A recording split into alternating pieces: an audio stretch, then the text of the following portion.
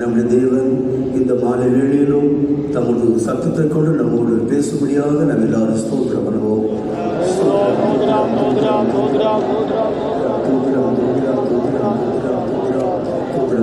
அப்போஸ்தலனாகிய பவுல் பிலிப்பியருக்கு நிருபம் 3ஆம் அதிகாரம் 20-21 வசனங்களை நம்முடைய கவனத்தில் கொண்டு வருவோம்.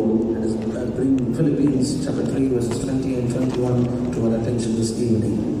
For our conversation is in heaven, from whence also we look for the Savior, the Lord Jesus Christ, who shall change a vile body, that it may be fashioned like unto his glorious body, according to the working whereby he is able even to subdue all things unto himself.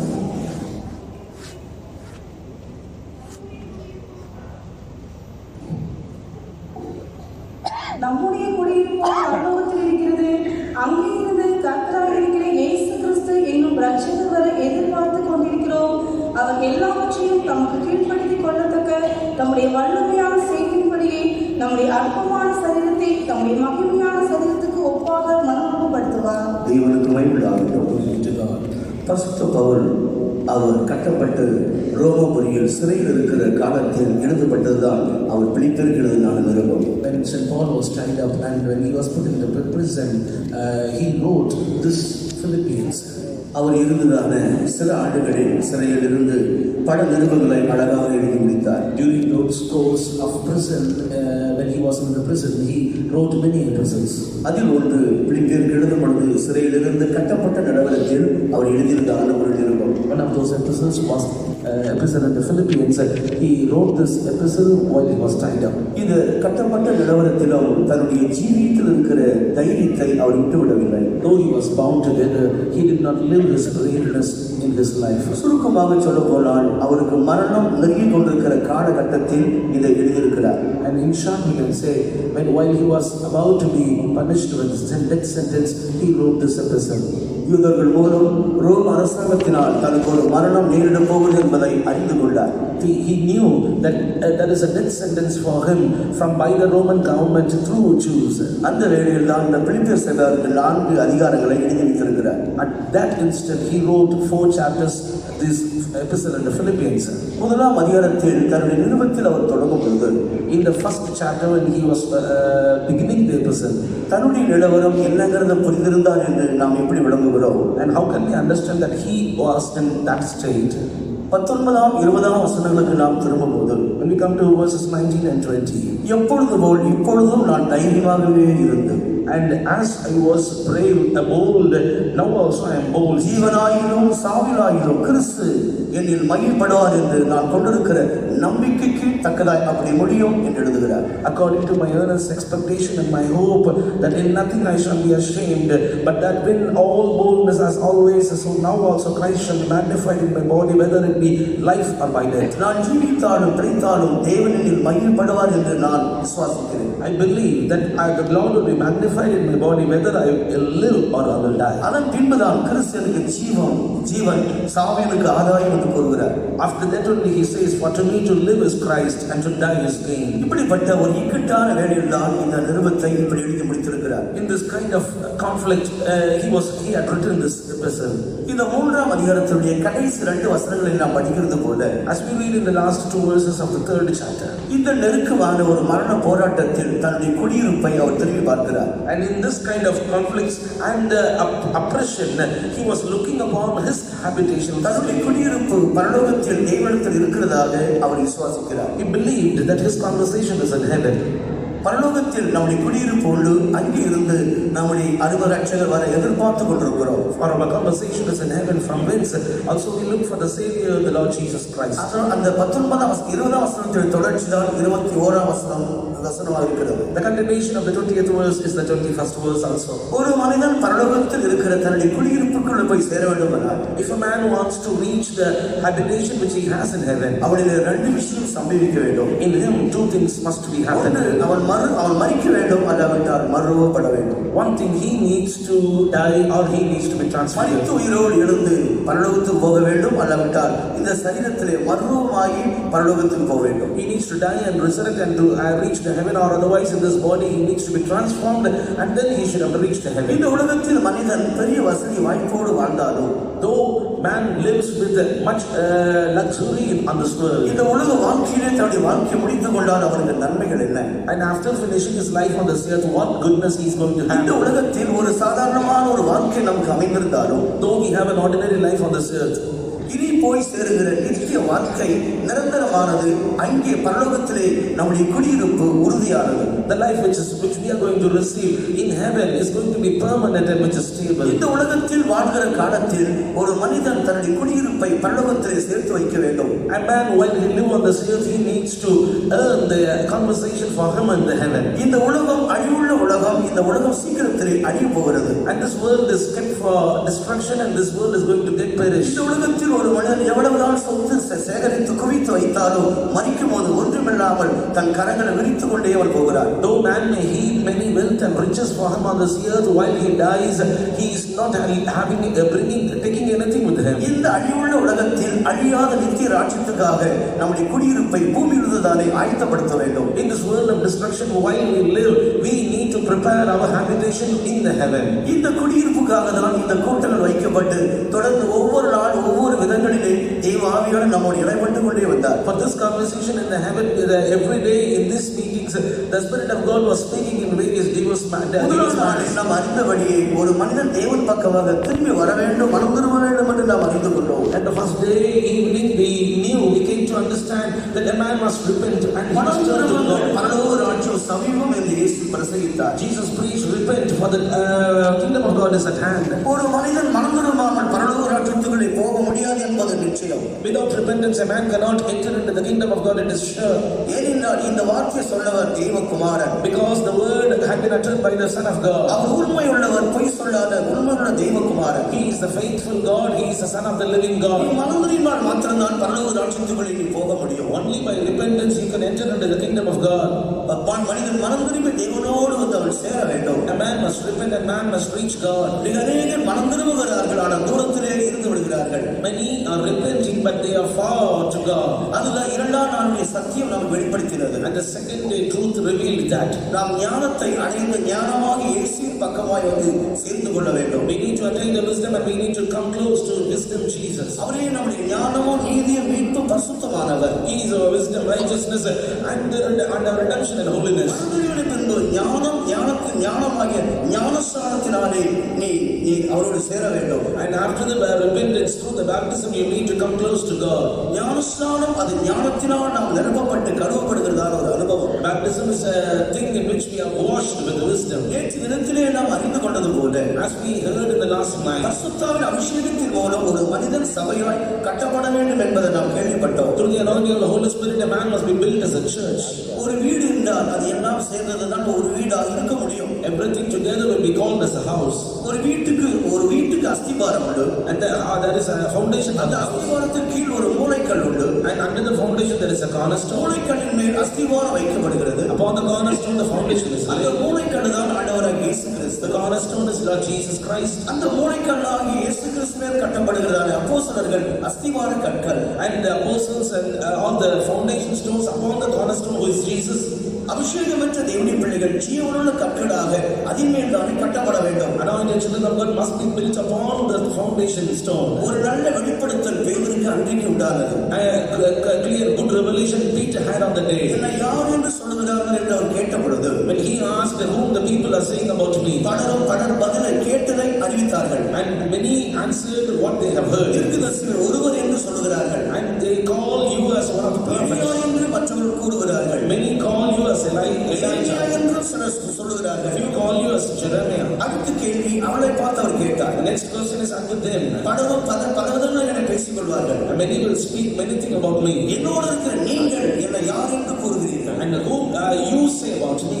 எல்லோரும் தயங்கி நின்றார்கள். And everybody was lingering. ஆனால் பேதுரு தைரியமாக ஆண்டவரிடத்தில் பதில் கொடுத்தார். But Peter boldly gave the answer to the Lord. நீ தேவகுமாரன் என்று சொல்லாமல் ஜீவனுள்ள தேவனுடைய குமாரன் என்று கூறினார். And instead of saying that Son of God, he called him as the Son of the living God. நம்முடைய ஆண்டவர் தேவன் மாத்திரமல்ல, ஜீவனுள்ள தேவன். Our God is not a God, he is a living God. சரியான ஒரு பதிலே ஜீவனுள்ள தேவனுடைய குமாரன் கிறிஸ்து என்று கூறினார். And he called him as you are Christ, the Son of the living God. அப்பொழுதுதான் பேதுருடைய வார்த்தையை ஆண்டவர் அங்கீகரித்து அவனை பாராட்டுகிறார். Then only God accepted Peter's word and he congratulated him. நீ பேதுருவாக இருக்கிற அசியமான உண்மையிலுடைய சபையை நான் கட்டுவேன். And the word Peter, upon this rock I will build my church. உனக்கு தந்த இந்த வெளிப்படுத்தின் அடிப்படையில் இந்த சபையை நான் கட்டுவேன். I will build my church based on the revelation which you have received. இதை உனக்கு மாம்சமும் ரத்தமும் வெளிப்படுத்தவில்லை. Flesh and blood did not reveal this to you. மாம்ச அறிவு இதை உனக்கு வெளிப்படுத்தவில்லை. Neither the carnal wisdom revealed this to you. மனிதன் மாம்ச அறிவை கொண்டு உலகத்தில் சபையை கட்ட விரும்புகிறார். Man wants to build the church on the world through his carnal wisdom. சபை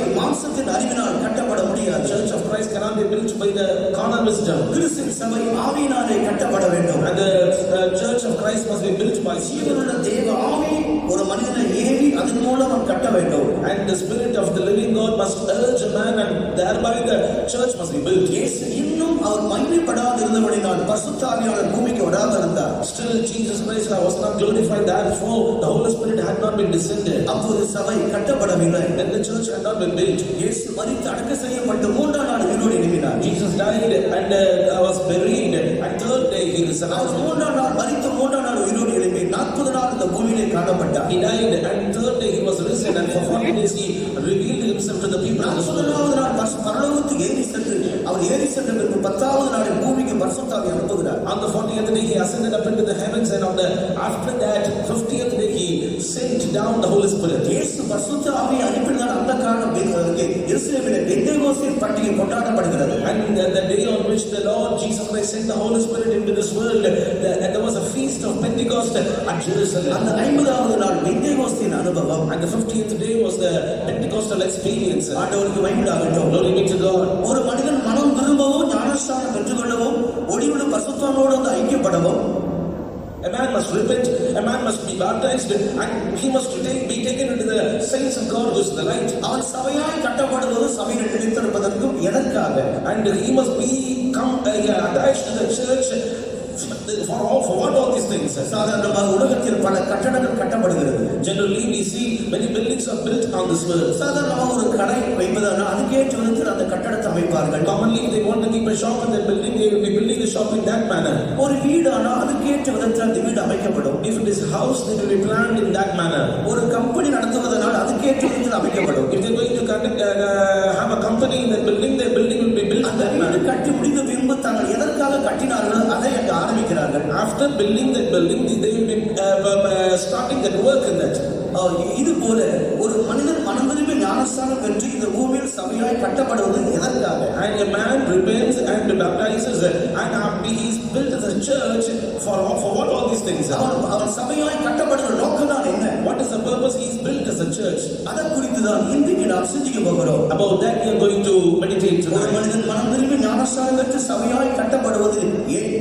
Why a man is repented and he is baptized and he is built as a church? அந்த கேள்விக்கு நான் ஒரு பதிலாக இந்த நாளில் நாம் சிந்திக்க போகிறோம். And the answer for that we are going to meditate tonight. அதற்கு 2 பதில் பவுல் அங்கே எழுதுகிறார். And Paul is writing 2 answers in this portion. ஒன்று நாம் குடியிருப்பு பரலோகத்தில் இருக்கிற பரலோகத்துக்கு போகும்படி சபையிலே கட்டப்பட வேண்டும். The first thing is our conversation is in heaven, where that we may reach heaven we must be built as a church. ஒரு குறிக்கப்பட்ட காலம் வரைக்கும் பரலோகத்தின் வார்த்தை வேதத்தில் மறைந்திருந்தது. And for a particular period of time the word about the heaven had been hidden in the scripture. என்று சங்கீதக்காரன் வந்த நாட்களில் தான் பரலோகத்தை பற்றி ஒவ்வொரு அளவுக்கு அறிவு வெளிப்படுத்தப்பட்டது. After the day, during the days of the psalmist, somewhat knowledge about the heaven had been revealed. 115 சங்கீதத்திலே சங்கீதக்காரன் கூறுகிறார், நம்முடைய தேவன் இருக்கிறார், அவர் பூமியில் இல்ல பரலோகத்திலே இருக்கிறார். And in Psalm 115 the psalmist says our God is, and he is not in this earth, he is in the heaven. அவர் பரமன் தங்கி வாசமாடுகிற இடம் பரலோகம்.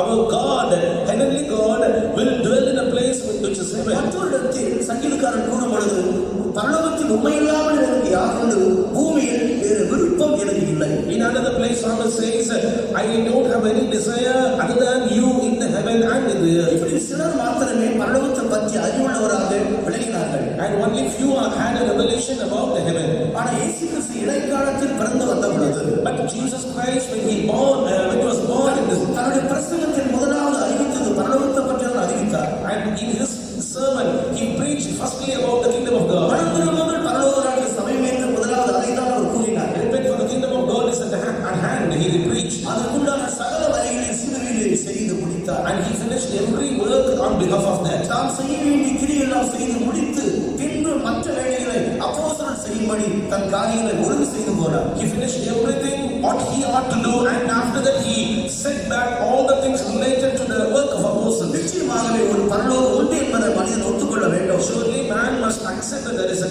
heaven. பரலோகம் என்பது ஒரு நித்திய வாழ்க்கை. Heaven is an eternal life. பரலோகம் என்பது நித்திய ஜீவன். Heaven is an eternal life. அதே சந்தர்ப்பத்தில் இந்த பரலோகத்துக்கு போகக்கூடிய ஆயத்தம் ஒரு மனிதனுக்கு இல்லாவிட்டால், At the same time, if a man does not have readiness prepared to reach the heaven, ஒரு குறிக்கப்பட்ட காலத்துக்கு பின்பு இந்த பூமி அழிக்கப்படும். and after a particular period of time, this earth will be perished. இந்த பூமியில யார் எந்த சொத்து வைத்திருந்தாலும் இந்த பூமியில ஜீவிக்க முடியாது. Whatever wealth and property people may have on this earth, they cannot live on this இந்த earth. பூமி உண்டு பண்ணின தேவன் தாமே இந்த பூமியை அழிக்க போகிறார். The God who created this earth, he is going to destroy this. அப்படியானால் பரலோகத்துக்கு போக தகுதி அற்றவர்கள் எங்கே இருப்பார்கள்? If it be so, they that are unworthy to reach heaven, where they will be. அவர்கள் நித்திய நரகத்திலே நித்திய அக்கினியிலே தள்ளப்படுவார்கள். They will be cast into the eternal hell, eternal fire. நிச்சயமாகவே ஒரு அக்கினி கடல் உண்டு.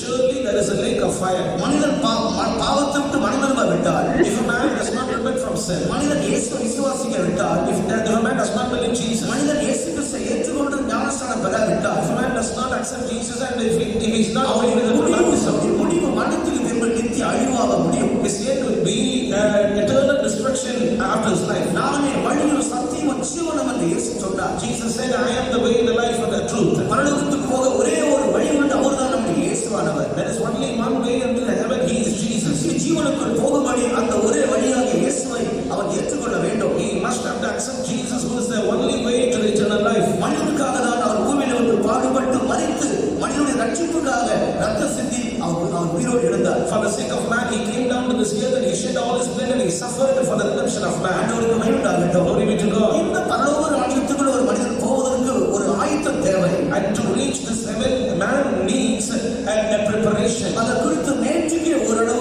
தினத்திலும் காலை வேளையில ஓரளவுக்கு நாம் அறிந்து கொண்டோம். And about that, last night and today morning also we heard somewhat. ஆண்டவருக்கு மகிமை உண்டாகட்டும். Glory be to God. அப்படியானால் இந்த பிலிப்பியர் 3ஆம் அதிகாரம் 20ஆம் வசனத்தில் சொன்னபடி அந்த பரலோகத்திலே போய் அந்த குடியிருப்பை நீ பெற்றுக்கொள்ள வேண்டுமானால், According to Philippians chapter 3 verse 20, if you want to reach the habitation which is in heaven, அதற்கு கடைசிக்கான ஒரு ரட்சிப்பை நாம் காண வேண்டும். we need to see a final salvation in the final அதை days. குறித்து தான் 21ஆம் வசனத்திலே நாம் வாசிக்கிறோம். About which we read in verse 21. இந்த 21ஆம் வசனத்தை நாம் பிரித்து கவனிப்போமானால், If we divide and see the verse 21, இதில் 4 விஷயங்கள் மறைந்திருக்கிறது. 4 things are hidden in it.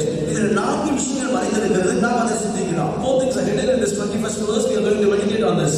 கடைசியாக எல்லாவற்றுக்கும் மேலாக, And finally, above all, தமது வல்லமையுள்ள செயலின்படியே என்று முதலாவது அவர் கூறுகிறார். and he says, according to the work of his power, கடைசியாக எல்லாவற்றுக்கும் மேலாக தமது வல்லமையுள்ள செயலின்படியே, and according to the working whereby he is able. இரண்டாவதாக நம்முடைய அற்பமான சரீரத்தை, Secondly, our wild body. மூன்றாவதாக அவருடைய மகிமை சரீரத்துக்கு ஒப்பாக மறுரூபப்படுத்துவார். Thirdly, he will be fashioning our wild body into his glorious body. அவருடைய மகிமையான சரீரத்துக்கு ஒப்பாக மறுரூபப்படுத்துவார். He will fashion our wild body into his glorious body. இந்த விஷயங்களை குறித்து நாம் ஆழ்ந்து சிந்திக்கும் பொழுது, When we deeply meditate on this, இந்த வல்லமையான செயல் என்றால் என்ன? and what is this powerful working? அவர் தம்முடைய வல்லமையான செயலின்படியே என்று கூறுகிறார். And his, according to this powerful work, இந்த அவருடைய வல்லமையான செயல் என்றால் என்ன? what is this mighty work? அந்த வல்லமையான செயல் அந்த நேரத்தில் மாத்திரம் இல்லை. And that mighty work will not be only on that time. இயேசு வரும்போது மாத்திரம் அந்த வல்லமையான செயல் வெளிப்படவில்லை. Mighty work will not be revealed only at the coming of the Lord Jesus. ஏற்கனவே அந்த வல்லமையான செயல் பூமியில கிரி செய்து கொண்டே வருகிறது. Already this mighty work is working in this earth. ஏற்கனவே அந்த வல்லமையான செயல் பூமியில் செயல்பட்டு கொண்டே வந்து கொண்டிருக்கிறது. Already this mighty work of the Lord is done on this earth. அதற்கு முடிவாக தான் இயேசு மரித்து 3ஆம் நாள் உயிரோடு பிதாவானவர் இருக்கிறது. The end of that is the Lord Jesus Christ was resurrected by the Father. இயேசுவின் உயிர்த்தெழுந்ததற்கு முன்பாக, Before the resurrection of the Lord Jesus, Abraham முதற்கொண்டு right from Abraham, இயேசு கிறிஸ்து உயிர்த்தெழுதல் வரைக்கும் till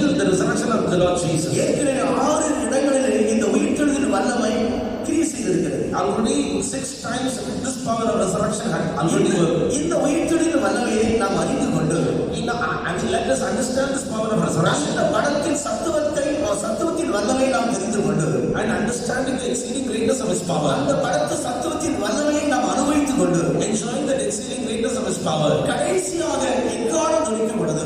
And finally, when the trumpet will blow, இந்த உலகத்திலே வாழ்கிற தேவனுடைய பிள்ளைகள் மறுரூபத்தை கற்றுக்கொள்ள வேண்டும். we who are living on this earth must attain transformation.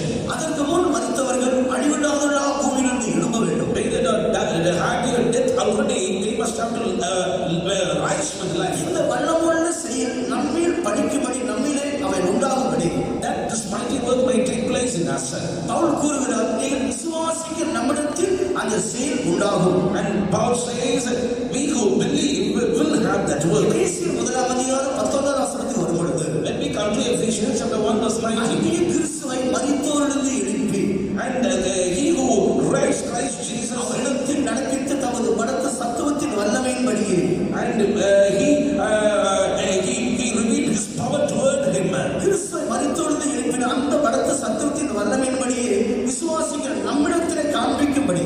And what is the exceeding greatness of his power to his word, who believe according to the working of his mighty அந்த power. மகா வல்லமையின் மகத்துவம் என்ன என்பதை நீங்கள் பகுத்தறியும்படி ஒரு பிரகாசமான கண்களை கொடுக்க வேண்டும். And he must give you the eyes of understanding, enlightened, that you may understand the exceeding greatness of his power. உயிரோடு எழுந்தது அந்த வல்லமையான மகத்துவமுள்ள வல்லமையின்படி தான் எழுப்பினார். Jesus came back to his life only by the exceeding greatness of his power. அதை விசுவாசிக்கிற நம்மிடத்தில் அவைகள் படிக்கும், நமக்கும் அது சம்பவிக்கும். To whom we believe, we will also have that power.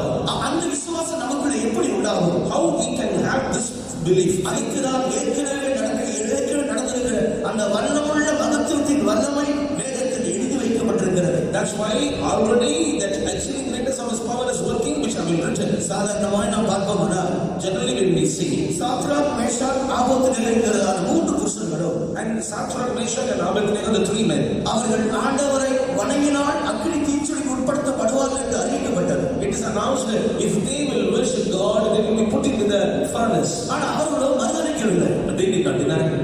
அவர்கள் மறுதலிக்கவில்லை, ஆண்டவரை மாத்திரம் பற்றி கொண்டார்கள். Instead of denying God, they cling unto God. அவரை நம்பி அவரை மாத்திரம் சேவித்தார்கள். They trusted him and served him. இந்த அக்கினி எங்களை தொட முடியாது என்பது அவருக்கு ஒரு விசுவாசம் இருந்தது. They had a faith, this fire cannot touch us. இந்த அக்கினி எங்களை தொட முடியாது. This fire cannot touch us. சரீரத்தை தொட முடியாது. It cannot touch our body. சரீரத்தில் இருக்கிற வஸ்திரத்தை தொட முடியாது. It cannot touch the garment of our body. இந்த விசுவாசம் அவர்களுக்குள் இருந்தது. This faith they had. இந்த விசுவாசம் எப்படி அவங்களுக்குள் வந்தது? How did they have this faith? அதுதான் ஒரு கேள்விக்குறி. That is a question. இந்த விசுவாசம் வருவதற்கு காரணம் என்ன? What is the reason they had the faith? இவர்கள் இன்னும் பாபிலோனுக்கு போக முன்னதாகவே, Still they could reach Babylon. இன்னும் பாபிலோனிலே போய் 70 ஆண்டுகள் அடிமையாக இருப்பதற்கு முன்னதாகவே, Before they could be gone as captives into Babylon 70 years ago. சம்பவம் நடப்பதற்கு சில தலைமுறைக்கு முன்னதாகவே அவருக்கு சக்தி வெளிப்படுத்தப்பட்டது. Even before few generations, this truth had been revealed to them. அதுதான் எசேயா தீர்க்கதரிசி தன்னுடைய புத்தகத்தில் 43ஆம் அதிகாரத்தில் கூறுகிறார். And about which prophet Isaiah is saying in his book, chapter 43, நீ தண்ணீரில் கடக்கும்போது நான் உன்னோடு இருப்பேன். when you cross the waters, I will be with you. இந்த தண்ணீர் உண்மையில் புரளுவதில்லை. Those waters cannot come upon thee. அக்கினியில் நடக்கும்போது வேகாதிருப்பாய். While you walk in the fire, you will not, இதோடு பேரில் பற்றாது. and the fire cannot quench upon இது you. எப்போது சொல்லப்பட்டது? When it is told, நடந்த சம்பவத்துக்கு எழுதப்பட்டதில்லை. and it had not been written before that incident. இன்னும் இந்த 3 புருஷர்களும் பூமியில் பிறக்காத காலத்திலே அந்த சக்தி வெளியானது. Even before the birth of these 3 men, it had been written. இப்படி ஒரு சம்பவம் நடக்க போகுது என்கிற தேவன் அறிந்து முன்னதாகவே சத்தியத்தை கொடுத்தார். And before these things could happen, knowing these things, God had revealed this to எந்த him. சோதனைக்குள் நீ போக முன்னதாக அதில் தப்பித்துக் கொள்ள வேண்டிய வழியை தேவன் உனக்கு சத்தியத்தின் மூலம் வெளிப்படுத்துகிறார். Before you can pass into any trial and temptation, God reveals truth that you may pass it with fire. ஆனால் நீ அதை கவனிக்காமல் சென்று உபத்திரத்திலே தள்ளப்படுகிறார். But not considering the truth, you are put into temptation. இந்த சம்பவம் நடப்பதற்கு முன்னதாகவே தேவன் சத்தியத்தை கொடுத்து அவளுக்கு வாக்குத்தத்தமாக இந்த வசனத்தை தைரியப்படுத்தி வைத்திருந்தார். And before they could pass into such kind of trial, God has already given them this truth and promise and encouraged them. இவர்கள் பாபிலோனுக்கு சிறைப்பட்டு போக முன்னதாகவே எசேயா தீர்க்கதரிசன புத்தகம் வரைக்கும் வேதம் அவளுக்கு வந்துவிட்டது. And before they could pass into the Babylonian captivity, the Bible till Isaiah had already come.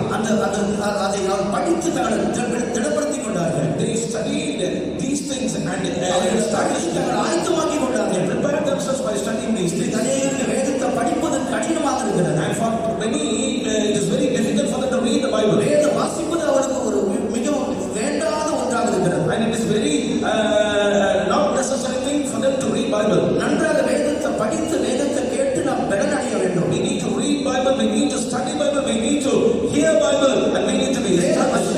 ஆவியாயும் ஜீவனமாயும் இருக்கிறது. And the words of the scripture are spirit and truth. ஒவ்வொரு வசனங்களிலும் ஜீவன் உண்டு, ஆவி உண்டு. Every word of God has spirit and life. அந்த வசனம் நம்மை படைப்போட்டும். And that word of God will make us அந்த live. வசனம் நம்மை தைரியப்படுத்தும். That word of God will encourage us. அந்த வசனம் நம்மை பலப்படுத்தும். That word of God will strengthen us. அந்த வசனம் நமக்கு தைரியத்தை The கொடுக்கும். word of God will give us boldness. அந்த வசனம் நமக்கு நம்பிக்கை பெருக The பண்ணும். word of God will increase the hope in us. அந்த வசனம் நமக்குள்ள விசுவாசத்தை The ஸ்திரப்படுத்தும். word of God will establish the faith which is within us. இந்த உலகத்தில் நாம் சுடர்களை போல பிரகாசிக்க வேண்டும். We need to be shining as the light in this earth. ஜீவ வசனத்தை நீ பிடித்தால் தான் உலகத்தில் சுடர்களை போல பிரகாசிக்க முடியும். Only if we cleave onto the word of life, we can be lights on this world. உன் கையில் இருக்கிற வேதம் அழிந்து உலகத்தில் அழிந்து போகிற ஒரு பேப்பர் போல் அல்ல. And the scripture, the Bible you have on your hand will not destroy as other paper will. தேவன் நம்முடைய கையில் கொடுத்திருக்கிற அந்த வார்த்தைகள் ஜீவ வார்த்தைகள். The words God has given in our hands are the words of life. அந்த ஜீவ வார்த்தைகளை நம்முடைய கரங்களில் உறுதியாய் பிடிக்க வேண்டும். We should have to cleave, we should have to take hold onto the words of life. அந்த வார்த்தையை பிடித்து நாம் ஜீவிக்க வேண்டும். We should have to take hold on the word of God and we should live. அந்த வார்த்தையை பிடித்து நாம் ஜெபிக்க வேண்டும். We need to hold on this word and we should அந்த pray. வார்த்தையை பிடித்து சத்துருவோடு போராட வேண்டும். We should claim the word of God and we should have to strive against sin. ஞானஸ்நானம் பெற்று பரிசுத்த ஆவியின் அபிஷேகத்தை பெற்ற வேண்டும். And when Jesus was baptized and was anointed with the Holy Ghost, பிசாசாகிய சோதனைக்காரன் அவருடைய இடப்பட வந்தார். and the devil was coming against Jesus. இந்த சோதனைகளை எப்படி அவர் ஜெயமெடுத்தார்? How did he overcome all these temptations? வேத வசனத்தை கொண்டு தேவ ஆவியானுடைய உதவினாலே ஜெயமெடுத்தார். By the help of the Holy Spirit, through the word of God, he overcame. வேத தேவ ஆவியானவர் தகுந்த நேரத்தில் நமக்கு வசனத்தை கொடுப்பார். The Holy Spirit will give us the apt word at the right time. சாத்தான் ஏமாற்றவே முடியாது. Satan cannot deceive you. நம்ம கொஞ்ச நாட்களுக்கு முன்பாக நம்முடைய ஊழியர் ஒருவர் ஒரு பிசாசு பிடித்த ஒரு நபருக்கு ஜெபிக்க போயிருக்காங்க. One of the servants of God went to a place to pray for a devil-possessed woman. நான் சொல்லுகிற சம்பவம் எனக்கு ஒரு 40 வயது 35 வருடங்களுக்கு முன்பாக உள்ள சம்பவம். The incident I am quoting now took place 35 years ago. அந்த அவர் சந்தித்ததான ஒரு நபர் வந்து வருஷத்தின் ஆவி உள்ளதான ஒரு நபர். And that particular person with the devil, he had a spirit of dragon. இந்த ஊழியக்காரரை பார்த்த உடனே அது பயங்கரமா சிரிக்கிறது. And seeing the servant of God, it laughed. நான் எப்போது இந்த உலகத்தில் இருக்கிறேன், உலகம் உண்டான முதற்கொண்டு நான் இருக்கிறேன். Even before the foundation of the world, I am in this world. நீ எப்படி என்ன துரத்த முடியும்? How can you chase me? இவருக்கு ஒன்றும் பேச முடியல. He could not speak anything. ஆண்டவரே, நான் என்ன பதில் கொடுப்பது? Lord, what answer I should give? கண்களை மூடி சோதரிக்கப்படுது. When he was closing his eyes and praising God, ஆவியானவர் சொல்லிக் கொடுத்தார். the Spirit of God told him, நீ சொல்லுகிறது உண்மைதான். and what you are, உலகம் உண்டான முதற்கொண்டு நீ இருக்கிறாய். you are here even before the foundation of the world. நான் உலக தோற்றத்துக்கு முன்னே நான் இருக்கிறேன். But I am even before the foundation. ஆவியானவர் தகுந்த வாக்கியம் சொல்லிக் கொடுத்தார். And the Holy Spirit gave him the right word. உடனே இவர் சொல்லியிருக்கிறார், நீ உலகம் உண்டான முதற்கொண்டு தான் இருக்கிறாய். You are just from the foundation of the world. நான் உலக தோற்றத்துக்கு முன்னே தேவனுடைய மனதில் இருக்கிறேன். But I am in the mind of God even before the foundation of the world. இந்த வாக்கியம் அவர் சொன்ன மாத்திரத்தில் அது மைனி கீழே விழுந்து ஓடி விட்டதா. As soon as he professed this word, that person he got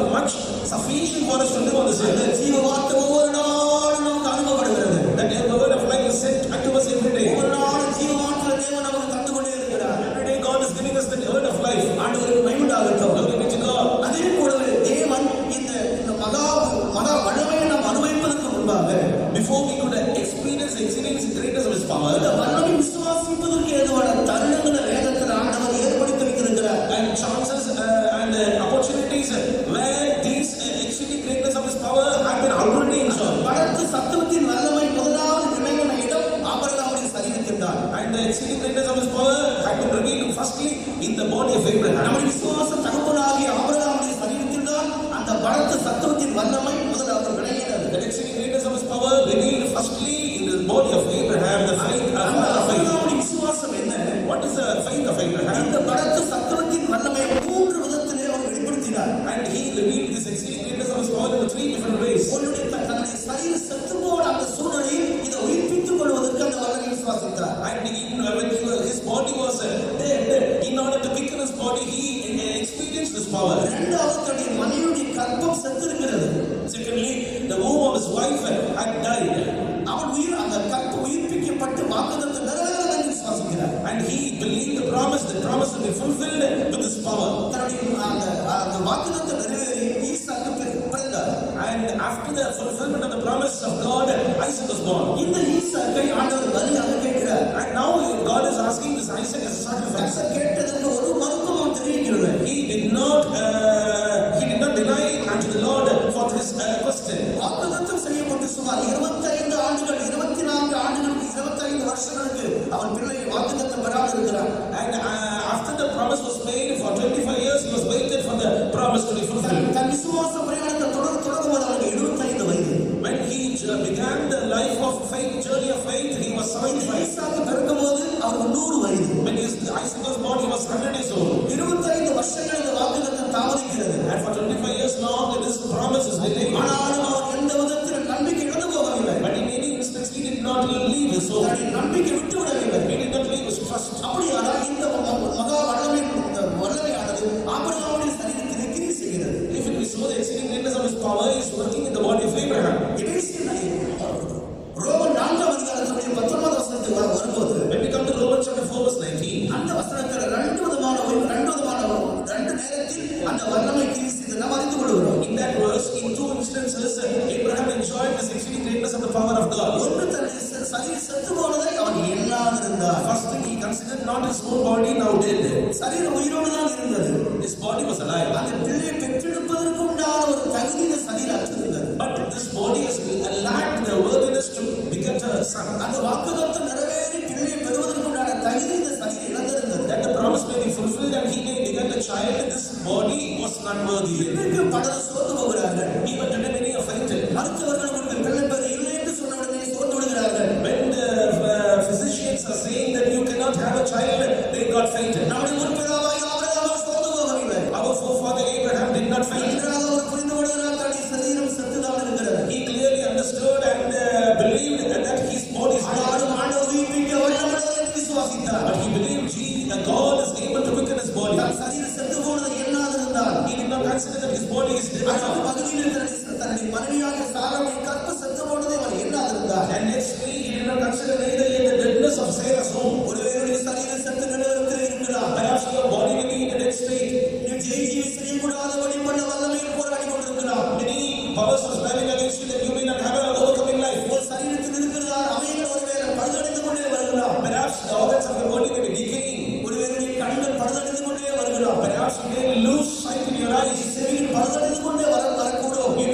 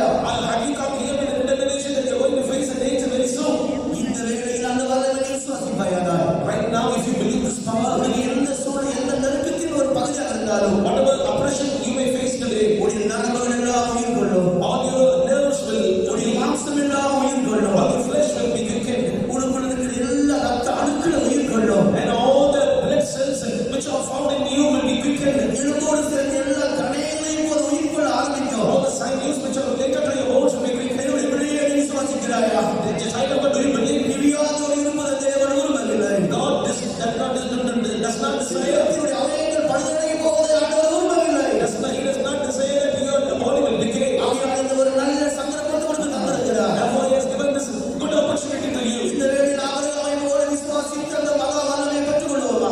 Like Abraham, this time, believe God and receive the power of resurrection. கடவுள் செய்த இந்த வேளையில் நம்முடைய சரீரத்தில் அனுபவிக்கலாமா? And can we enjoy the mighty power of God this time in your body? இத்தனை ஆண்டுகளாக அந்த வியாதியோடு அடிமையாகி வைத்திருந்தாலும் And though this sickness may slay in your body for many years, செய்தியை செய்வதற்கு தடையாக ஒரு சரீரம் இருந்தாலும் though your body may be hindrance for your overcoming life for many years, இந்த வேளையில் ஆகிலும் அவையில் மாற்றப்பட்டுவிட பலப்படுத்தப்பட தேவன் காத்திருக்கிறார். God is waiting that all these things will be changed, then you will be healed. இதை விசுவாசிக்கிற ஒவ்வொரு முழு இடத்தோடு ஆண்டவரை ஸ்தோத்திரியுங்கள். And all those that are believing this with all your power, praise God. ஒரு பெரிய அற்புதத்தை தேவன் செய்ய போகிறார். God is going to perform a great wonder this time. அந்த மகா வல்லமை உள்ளே கடந்து போகிறது. And it's saying that there is great power.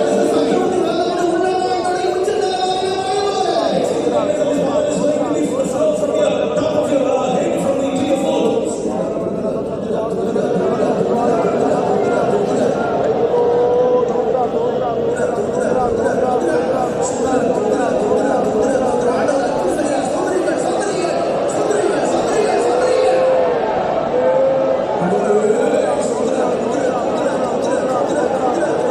நீண்ட காலமாக உன் வயிற்று வேதனையால் நீ தவித்து கொண்டிருக்கிறாய். For long days you are troubled with your stomach pain.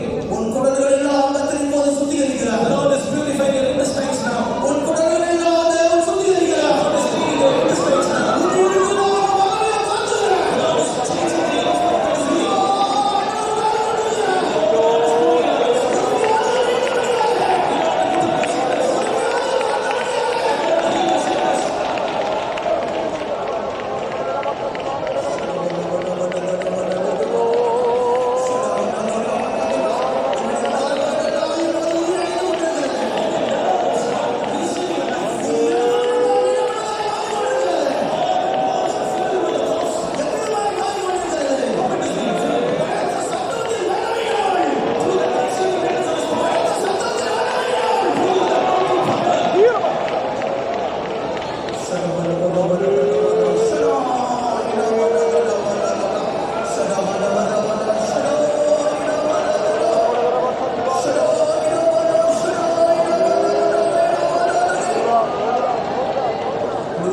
நீ வியாதிஸ்தன் இல்லை என்று கர்த்தர் கூறுகிறார். The Lord says that you are no more a sick person. உன்னை குணமாக்குற வல்லமை என்னிடத்தில் இருக்கும் பொழுது, When I have the healing power to heal you, பலத்த சத்தம் என்னிடத்தில் கரத்தில் இருக்கும் பொழுது, I have the mighty power to heal you. என் பிள்ளையை நீயாக இருக்கும் போதில்லை.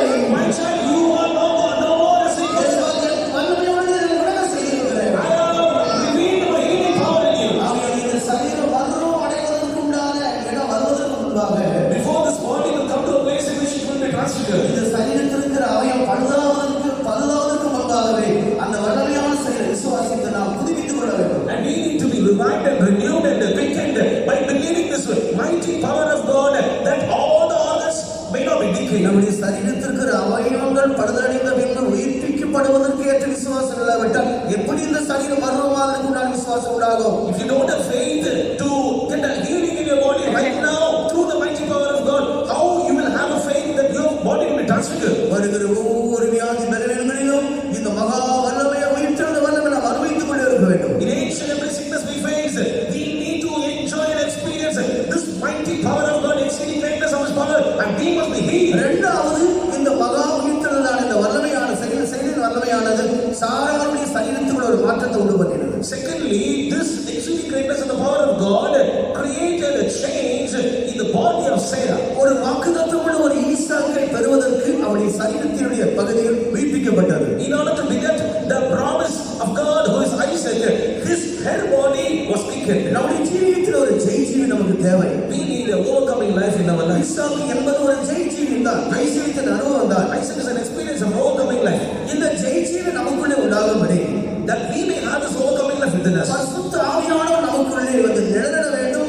நம் பரிசுத்த ஆவியானவர் நம்மிலே தங்க வேண்டும். The Holy Spirit must overshadow upon us, and the Holy Spirit must dwell within us. இதுதான் மரியாதைக்கு சொல்லப்பட்டது. This I've been told unto me. பரிசுத்த ஆவியானவர் நம்மை நிழலிடுவார். The Holy Spirit will overshadow thee. தேவன் நம்மை வந்து reside in you. உனக்குள்ளே ஒரு பிள்ளை பேர் உண்டாகும், ஒரு பிள்ளை உற்பத்தி ஆவார். And a child will be conceived in you.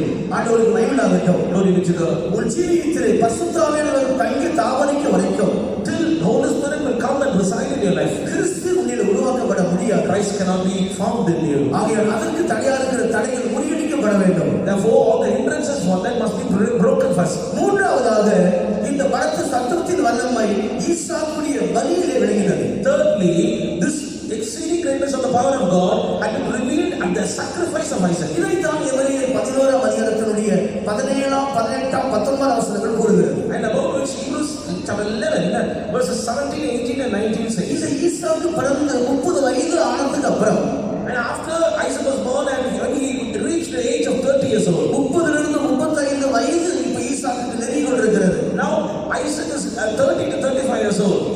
இந்த சூழ்நிலையில் தான் வந்து ஆண்டவர் அவரை பலியாக கேட்கிறார். Only at that instant the Lord is asking Abraham to offer up Isaac. ஆனால் ஆபிரகாம் மறுக்கவில்லை. But Abraham did not deny.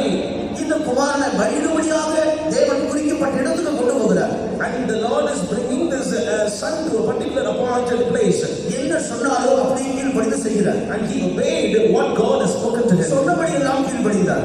He obeyed according to the word of God. எந்த பலியிட வேண்டும் என்று கர்த்தர் சொன்னாரோ அதற்கு கீழ்ப்படிந்து அங்கேயே போகிறார். And where God asked him to give Isaac as a sacrifice, the Lord Abraham is taking Isaac to that place. பூமியினுடைய நிறைவும் ஆண்டவருக்குரியதுதான். And all the earth and within that are belonging to God. ஆனால் ஆண்டவர் இந்த பலி அங்கீகரிக்கும்படி In order to accept this sacrifice, ஒரு மலையை ஆண்டவர் குறித்தார். the Lord appointed a mountain. உன் குமாரனாக ஈசாக்கை கூட்டிக் கொண்டு நான் குறித்த மலைக்கு புறப்பட்டு போ.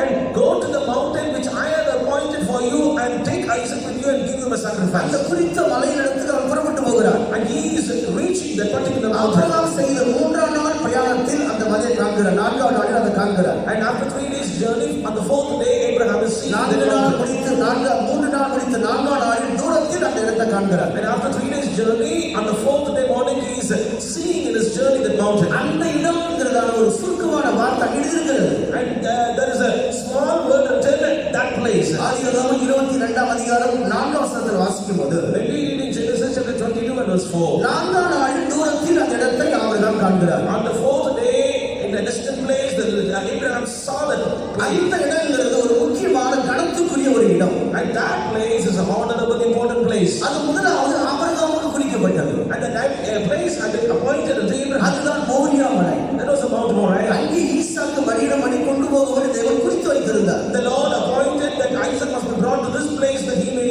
be given a sacrifice. அந்த இடத்துக்கு பலிபீடத்தை கட்டி அவர் ஈசாக்கு பலிபீடத்தை தூக்கி வைக்கிறார். Only in that place Abraham built an altar and he laid Isaac upon that altar. ஆனால் ஆபிரகாமுடைய விசுவாசம் என்ன? But what was the faith of Abraham? அவர் தெளிவாக எழுதுகிறார். He clearly writes, மரித்தோர் உயிர்ப்பிக்கிற தேவன் என்னுடைய குமாரனை எழுப்புவார் என்று நம்பி அவர் பலியிடுகிறார். and he is offering up Isaac, believing that the Lord God will quicken the dead body. நான் பலியிட்ட பின்பு என்னுடைய குமாரன் ஆண்டவர் உயிரோடு எழுப்புவார். After I will give this son as a sacrifice, the Lord will quicken him once again. அவர் உயிரோடு எழுப்புவார்ங்கிறதான நிச்சயத்தோடு விசுவாசத்தோடு பலியிடுகிறார். With an assurance and a confirmation that surely God will bring Isaac to life, he gave him a sacrifice. அதைத்தான் பவுல் எபிரேயர் 11ஆம் அதிகாரம் 19ஆம் வசனத்தில் தெளிவாக எழுதியிருக்கிறார். About which Paul writes in Hebrews chapter 11 verse 19. என் குமாரன் ஆண்டவர் உயிரோடு எழுப்புவார், நான் பாவனையால் திரும்ப பெற்றுக் கொள்வேன். And I will receive Isaac again in figure.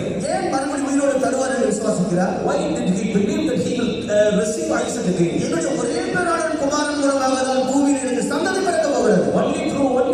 My only begotten son, I am going to have seed on this earth. இந்த வாக்குத்தத்தம் பண்ணினவர் ஜீவிக்கிறவர், ஜீவனுள்ளவர். This God who promised this promise, he is living. அவர்கள் அவரை நான் பலியிட்டாலும் அவரை உயிரோடு அவரை எழுப்புவார். Therefore, though I give him a sacrifice, he will quicken this body. அந்த விசுவாசத்தோடு கூட பலியிடும்படி அவர் கத்தி ஓங்குகிறார். With that faith, he is taking his hand with his knife. அப்பொழுதுதான் பரலோகத்திலிருந்து வானத்திலிருந்து ஒரு சத்தம் உண்டாகிறது. Then only there was a voice out of the heaven. குமாரனை கத்தியை போடாதே. Do not put the knife above his side. ஒரு மகிமையாகட்டும். Glory be to God. அப்போது அங்கே பாவனையாக அவன் திரும்ப பெற்றுக் கொள்கிறார். And there he received that second figure. ஒரு மிருகம் அங்கே அவனுக்காக ஆயத்தமாக்கப்பட்டிருந்தது. And there was an animal kept for him. அதுதான் யெகோவாகிய கர்த்தர் பார்க்கப்படுகிற பர்வதம். And that was the mountain Jehovah Jireh, the Lord will look unto it. அந்த இடத்தில் தாவீதின் காலத்தில் ஒரு முக்கியமான சம்பவம் நடந்தது. And after that, during the days of David, in that particular same place, place, another incident happened. அங்கேதான் ஆலயம் கட்டப்படுவதற்கு தாவீதினால் அங்கே முன்குறிக்கப்பட்டது. And through David, only in that place, the temple of God was to be built upon. அந்த தாவீது கட்டின அந்த ஆலயத்தின் பகுதியில் தான் இயேசு அந்த எருசலேமில் தான் அவர் மரிக்கிறார். Only in that temple which was built on those days, Jesus died in Jerusalem. இயேசுவின் மரணத்தோடு கூட ஈசாக்குடைய பலியிடம் குறிக்கப்பட்டிருக்கிறது. And with the death of Jesus, the sacrifice of Isaac had been related. அந்த குறிக்கப்பட்ட இடம் தான் எருசலேம். And that particular place appointed was Jerusalem. அந்த எருசலேமில் தான் இப்போது இருக்கிற சபை குறிக்கப்பட்டதான ஒன்று. And that in that Jerusalem, the church had been appointed. சபையில் நீ பலியாக வேண்டும். In the church, you need to be made sacrifice. சபைக்காக நீ பலியாக வேண்டும். For the church, you should be made a sacrifice. இயேசு பலியான சபை உண்டானது. Jesus was made a sacrifice, and the church was built. எத்தனையோ பரிசுத்தவான்கள் இன்றைக்கு பூமியில பலியாகி கொண்டிருக்கிறார்கள். Even many saints, even today, they are giving their life as sacrifice. சபை அழிக்க முடியாது. Satan, he tries to destroy the church, he cannot. ஒரு கிறிஸ்தவன் கொல்லப்பட்டால் அநேக கிறிஸ்தவர்கள் எழும்புவார்கள். If a Christian is still in a place, many Christians will rise up there. அந்த ரத்தம் குடித்துக் கொண்டுதான் இருக்கும். That blood will be having zeal with it. சபை உண்டாக்கும்படி சித்தப்பட்ட ரத்தம் அந்த ரத்தம் குடித்துக் கொண்டுதான் இருக்கும். The blood which was shed for the sake of the church will be having zeal. ஆண்டவருக்கு மகிமையாக Glory be to God. இப்போ இந்த இடத்துல பாருங்க, நாம் எல்லாரும் ஒரு சட்ட கன்வென்ஷன் நடத்தி கொண்டிருக்கிறோம். And this place we are conducting a center convention in Avior. Adyar centre நாடு ஊழியம் செய்யும்போது இந்த இடங்கள் வாங்கும்போது பல சந்தர்ப்பத்தில் வந்து பார்த்து சென்றது. And while I served God in the Adyar Center, we all came to this place often to seek for a place. இதெல்லாம் ஒரு வயல்காடான ஒரு இடம் தான். And these are all the field place. ஆனால் இதற்காக ஒரு ரத்த சிந்தினார். But for this, one person shed a blood. அருமையான பாஸ்டர் செல்வம் அவர்கள் இதற்காக அதிகமாக பிரயாசப்பட்டார். Beloved Pastor Selvam labored much for this. அவருடைய பிரயாசங்கள் வீணாகவில்லை. His labor was not in vain. அவர் மரித்த ஆண்டவருக்கு போனாலும் Though he died and entered into glory, இது ஒரு சென்டர் ஆக வேண்டுங்கிறதான விசுவாசத்தோடு போராடி கொண்டிருந்தார். and he was striving that this must become a center. இது இடம் பார்க்க வந்ததான ஒரு சந்தர்ப்பத்தை நான் நினைவு கூறுகிறேன். I remember an incident in which we came to see this place. ஒரு நாள் இந்த இடம் பார்ப்பதற்காக போகலாம் என்று சொல்லியிருந்தார். And one day he told, let us go and see that visit the place. எப்போ போகலாம்னு கேட்கறதுக்கு நான் அவருக்கு ஃபோன் பண்ணேன். And I called up him, Pastor, when we can go there? அவர் சரீர கஷ்டப்படுவார். அந்த நேரத்தில் அவருக்கு பேச கூட முடியும். He used to have the difficulty of cold. He could not speak there. நான் யோசித்தேன் இன்னைக்கு வரமாட்டாருன்னு சொல்லி. And I thought he will not come with me today. ஆனால் குறித்த நேரத்தில் வந்து விட்டார். But at the right time he came. அப்படி ஒரு இளைப்பாறு அடையாம தவிப்போடு ஒரு வேதனையோடு அவர்கள் ரத்த சிந்தினார். Without rest, with much earning, they shed their blood for us. ஒரு ஊழியக்காரர் இந்த உலகத்துல என்ன காரியத்துக்காக பிரயாசப்பட்டார்? A servant of God, for one thing he is laboring. அவர் மரித்தாலும் பூமி விட்டு போறாரு. Though he may die, he may pass away from this world. எந்த நோக்கத்துக்காக பிரயாசப்படுகிறாரோ பூமி நிச்சயமாக For what he is fighting, that plan, that purpose will be surely fulfilled. அந்த இறுதி துடிப்பை பார்த்த ஆண்டவர் ஒரு நாள் மறக்கிறதில்லை. Seeing that heartbeat, the Lord will not forget that. கொஞ்ச காலம் நாம் உலகத்தில் வாழ போகிறோம்.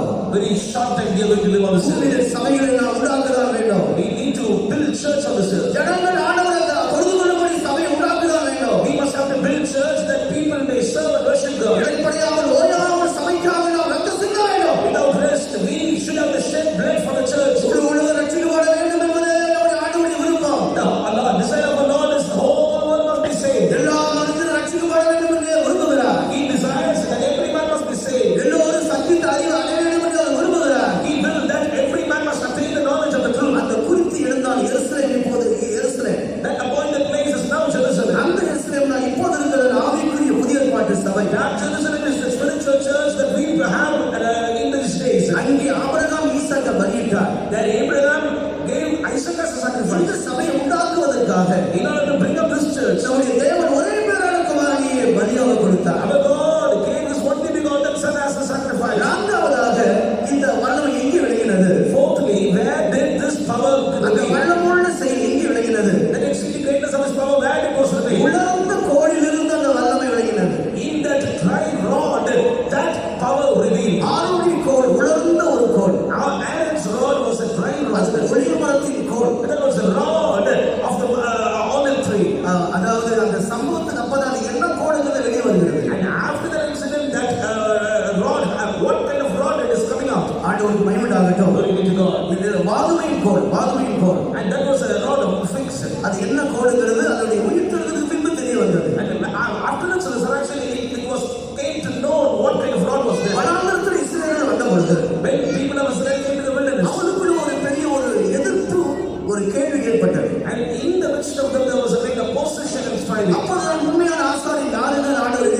வந்தார். Then only the Lord brought out who is the real priest. அதுக்கு 12 கோல், ஒவ்வொரு கோத்திரத்திலும் ஒரு கோலை வாங்கினார்கள். And they brought every tribe a rod. Levi கோத்திரத்துக்கு ஆரோனி கோல் கொடுக்கப்பட்டது. And for the tribe of Levi, the rod of Aaron was kept. 12 கோத்திரத்தின் 12 கோல்களை மோசே கொண்டு போய் தேவனுடைய சமூகத்தில் வைக்கிறார். Moses kept 12 rods of the 12 tribes in the presence of God. அடுத்த நாள் போகும்போது The next day morning when Moses went there, ஆரோனின் கோல், லேவி கோத்திரத்திற்கான கோலானது அங்கே குளித்திருந்தது. the rod of the tribe of Levi, Aaron's rod, was budded. அந்த கோல் அதாவது ஒரு மரமாய் மாறவில்லை. That rod did not become a tree.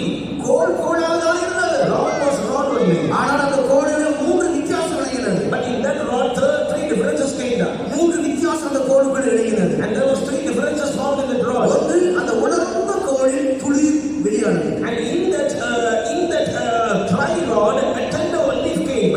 எப்பவுமே துளிரோடு பூ வருவதில்லை. And with the tender branch, the flower will not come. அந்த துளிர் இலை ஓரளவுக்கு முதிர்ந்த பின்புதான் பூ உண்டாகும். Only if the tender leaf comes out, after it attains of maturity, then only there will be அந்த flower. பூ பூரணத்தை அடைந்த பின்புதான் பூவிலிருந்து கனி உண்டாகும். Only after this flower attains of perfection, then only there will be fruit. ஆனா இங்கே இந்த மகா வல்லமை வித்தியாசமான இதை காட்டி கொடுத்தது. But here this mighty power created a great difference. அதிலே துளிரும், There was a tender, அதிலே பூ, and there was a flower, அதிலே வாதுமை பழங்களும் ஒரே நேரத்திலே வெளியாகும். and there was the fruits of almonds. At the same time, these trees இந்த உலர்ந்த கோலில் மகா வல்லமை விளங்கினது. and in this dry rod, the mighty power of தேவன் God. வல்லமையுள்ளவர் அந்த செயலை இந்த உலர்ந்த கோலிலே விளங்க செய்தார். And God is powerful. He revealed this mighty power in that dry rod. நீ ஒருவேளை உலர்ந்த ஒரு மனிதனா இருக்கலாம். Perhaps you may be a dry man. உலகத்துக்கு ஒன்று உதவாத உலர்ந்த நபரா இருக்கலாம். You may be a person useless in this world. தேவனுடைய மகா வல்லமை அந்த சத்துவம் நமக்குள்ளே வந்து விட்டார். When the mighty power of God, the exceeding greatness of His power will come into us. உங்களிலே 3 அனுபவங்கள் வெளிப்படும். You will have 3 experiences. முதலாவது துளிர் உண்டாகும். Firstly, you will have a tender branch. துளிரிலே பல சக்திகள் உண்டு. And in this tender branch, there is many fruits. முதலாவது இந்த துளிர் என்பது சுகவாழ்வு துளிர்க்கும். And the tender branch speaks about your healthy life. அதுதான் எசேயா 58 அதிகாரத்தினுடைய 8 வசனத்தில் வாசிக்கிறோம். That we read in Isaiah chapter 58 and verse ஒரு 8. சுகவாழ்வு சீக்கிரத்திலே துளிர்க்கும். And then shall thy light break forth as the morning. சுகமற்ற உலர்ந்த கோலை போல இருக்கிற உனக்கு ஆண்டவர் சுகவாழ்வை கொடுக்கிறார். And you who are as a dry rod without healing, the Lord is giving the health as a spring. இரண்டாவது உனக்கு ஒரு தியாகம் பிரதிஷ்டை உண்டாகும். Secondly, in you there will be consecration and sacrifice. அதுதான் எசேயா புத்தகம் 53 அதிகாரம் 2வது வசனம். And that we see in Isaiah 53 verse 2. வறண்ட நிலத்தில் துளிர்க்கிற வேலை போலவும், And as a tender plant which will come from a dry ground, வறண்ட நிலத்தில் துளிர்க்கிற வேலை போல அவர் எழும்புகிறார். as a root out of a dry ground, he is rising up. அவருக்கு அழகும் இல்லை, சௌந்தரியம் இல்லை. He has no form nor comely. நாம் அவரை காணும்போது விரும்பக்கூடிய ரூபம் ஒன்றும் இல்லை. And when we shall see him, there is no beauty that we should அதே desire. சந்தர்ப்பத்தில் அவர் வெறும் சிவப்புமானவர், 10,000 பேர் சிறந்த அழகுள்ள நேசர். At the same time, he is white and ruddy, and he is the chiefest of 10,000. அவர் அழகும் இல்லை, சௌந்தரியம் இல்லை. He is not having no form nor இது comely. ஆண்டவருடைய தியாகத்தின் பிரதிஷ்டை குறிக்கிறது. This speaks about the consecration and sacrifice. ஒரு வாழ்க்கையிலே ஆண்டவர் உலர்ந்த நிலத்தில் இருக்கிற உன்னை தியாகியாக ஒரு பிரதிஷ்டையுள்ள நபராய் மாற்ற அவர் சித்தமுள்ளவர். The Lord is having a will that you may become a person of consecration and sacrifice. மூன்றாவது நம்ம துளிர் செழிப்பை குறிக்கிறது. And thirdly, this tender plant speaks about 17 அதிகாரம் 1 வசனத்தில் வாசிக்கும் போது, when we read in Isaiah chapter 11 verse 2. ஈசாயின் வேரிலிருந்து ஒரு துளிர் தோன்றி செழிக்கும். And out of the root of Jesse, there will be a tender plant. ஒன்றுமில்லாத இருக்கிற உன்னை உன் குடும்பத்தை ஆண்டவர் செழிக்க விரும்புகிறார். The Lord wants to make your family into a தான் prosperous. அறிந்து கொள்ள வேண்டும் உலகத்தில் ஒரு செழிப்பா இருக்கும்படி தான் தேவன் விரும்புகிறார். The Lord wants to command a prosperity in your family. உலகத்தில் ஒரு நல்லவனாக இருக்க தேவன் விரும்பவில்லை. The Lord does not want you to be as a poor person. ஒரு குடும்பத்தை ஆசீர்வதித்து நீ செழிப்பா இருக்க தேவன் விரும்புகிறார். The Lord wants that your family must be as a prospered one. ஒருவேளை நிலையோடு நேரத்தில் நீ கடந்து வந்திருக்கிறார். Perhaps you have come into this place with a poverty. இந்த வேளையில் கர்த்தர் உனக்கு கொடுக்கிற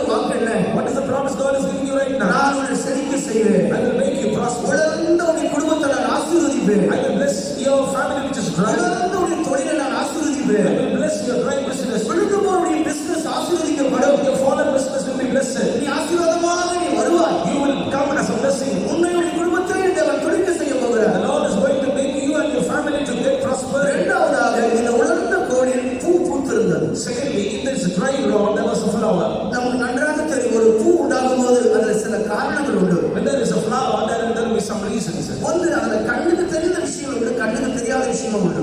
One thing, the things we can see, we can found. Other thing, the invisible things are also found. இந்த பூவில் இருந்த மூன்று சத்தியத்தை நாம் கண்டுபிடிக்கிறோம்.